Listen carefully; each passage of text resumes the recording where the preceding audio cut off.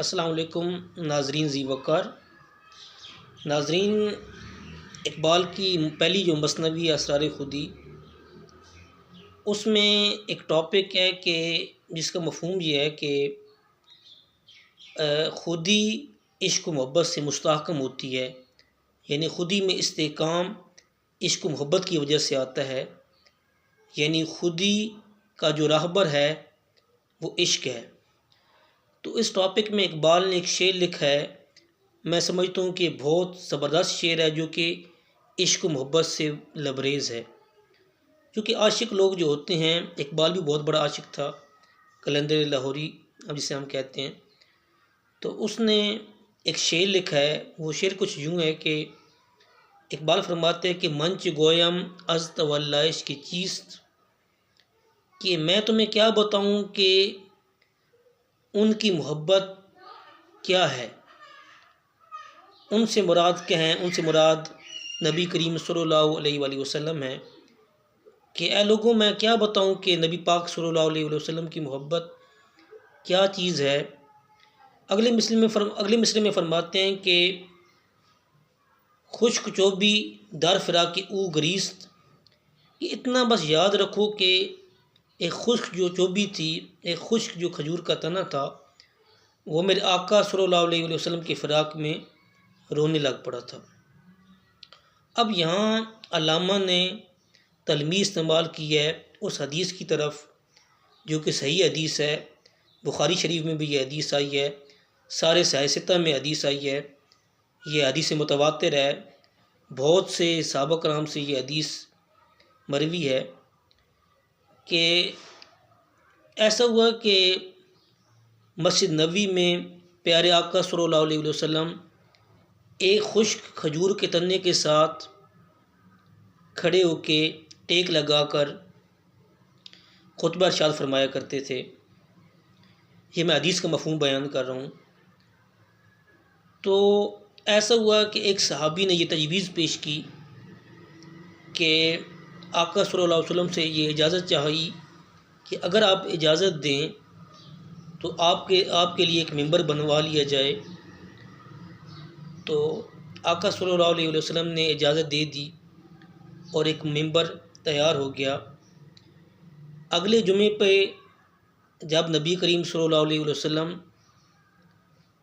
उस मिंबर पर तशरीफ़ आवर हुए, तो अचानक साहबा ने सुना कि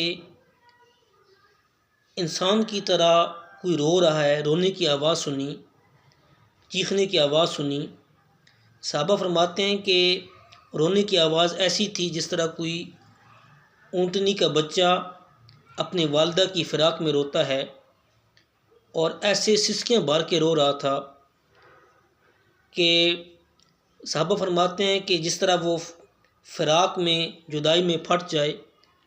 तो आका सल्लल्लाहु अलैहि वसल्लम ने इस तरह किया कि आप सल्लल्लाहु अलैहि वसल्लम मिंबर से उतरे और उस खजूर के तने को गले से लगा लिया।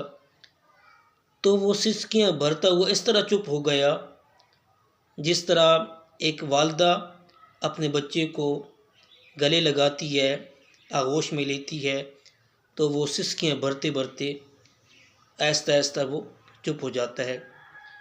और हदीस में ये भी आता है कि आका सल्लल्लाहु अलैहि वसल्लम ने फरमाया कि अगर मैं ऐसे गले से ना लगाता तो ये क़यामत तक रोता रहता।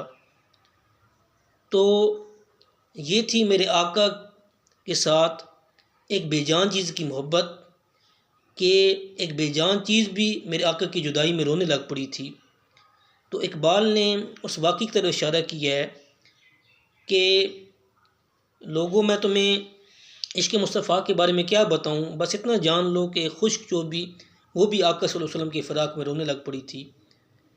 तो फिर उस सतून का नाम उस्तने खनाना पड़ गया, और वो उस्तने खनाना अब तो मस्जिद नबी में वो उसकी जगह एक पिलर बना दिया गया है और उस पर उस्तने खनाना लिखा हुआ है।